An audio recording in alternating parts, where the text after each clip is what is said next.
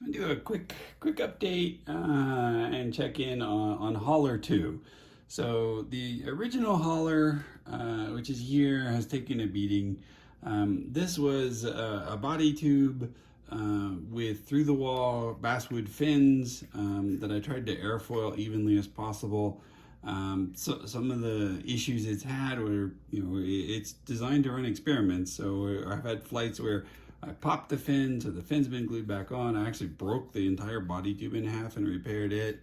But it's worked out well. And a couple of things that have worked out well on it is I used the inside of a jumbo paper clip for the 3/16 rod. And I think that worked good. It's kind of hard to mount and get the bent over and have the epoxy and stuff in that. But that worked pretty good. It doesn't have a retainer in the engine, so you can see the tape on here that I used to hold the motors in, and it worked fine. It's just kind of a hassle to do. The other thing I try to do is make the shock cord replaceable, so it feeds through. It's not since it's a 33 millimeter tube and a 24 millimeter mount. It does have room for the shock cord mount. So the fundamental problem with it, and this, I've flown really 3 nose cones. One is just a simple 2-piece nose cone that's really lightweight. If I just want to run a streamer or something like that. The main reason I did it was for my nose cone chute release that I haven't worked on for a while and I need to get back to. But the idea here was that it would eject and it would fall for a while before the electronics in the nose cone popped it open. There's a bunch more videos on that. And then the other one I did was this one that holds the SQ12 camera in it. And this was really where I found the limitations of it.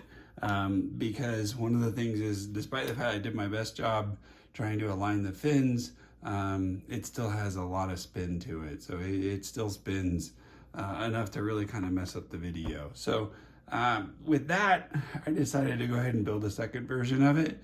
And one of the things I built on was some of the success I had with the Pringles can rocket that has a kind of a big fin assembly and motor mount and stuff like that. And then another one called the Easy A. So Easy A, what I had done with it was I had regular sort of 2-layer flat fins, and those didn't turn out to be durable enough. So I built a bigger fin that has an infill in it and an airfoil to it. And that's been working out pretty well. So what I did, and the nice thing is about 3D printing is I just upscaled those. So these are literally the same fins, just in Tinkercad. I increased the size of them, and this is literally the engine mount from the Pringles can. So a whole new fin assembly at the bottom. And I decided, one of the problems is if I break a fin or something happens to this assembly, there's no way to fix it. So instead of gluing it together like I did on Easy A, what I did was I put nylon screws in it. So that seemed to work pretty good too. So I'll show you kind of a test print.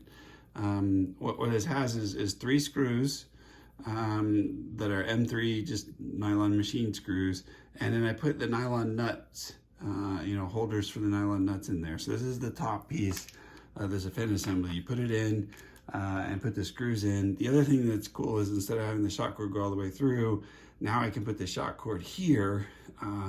There's a tube basically inside. So I feed the cord through, tie a knot in it, pop it in there and pull it on. And that seems to be pretty strong. So if the shock cord does get burned, I can replace it, especially since I can disassemble it. One of the things that I worked on too was to be able to drill the holes. So this was sort of a fixture that was easy enough to make in Tinkercad, given that I had the geometry of the holes. So I put this on the body tube, then use that to guide the drill bits into the holes. So that's pretty much it. This weighs in at 60 grams. This is actually not on at the moment. Let's see what it comes out at. Oops, I did there. 59 grams on that. Now that's with the repair. So I would estimate the repair probably added 5 or 6 grams. And this one comes in at 69. So about 10 grams of difference added weight. This is taller because I used the full body tube for it. And I also did the same thing here. I used the jumbo paper clips and kind of, because I could assemble it from the bottom, the paper clip, points downward inside the body tube, and I epoxied it in, and then I made a little feature there for the bottom one. So that seems to work. This is also not in the right orientation because it would hit, and so there's some things to clean up on it, but I think for now, I've flown it once, so I'll go ahead and show you a flight of it that actually failed, in a sense of, for some reason that I don't fully understand, the mylar chute didn't open. It came out, it didn't look tangled, etc. But I do have an onboard video with the SQ12 nose cone, so here goes.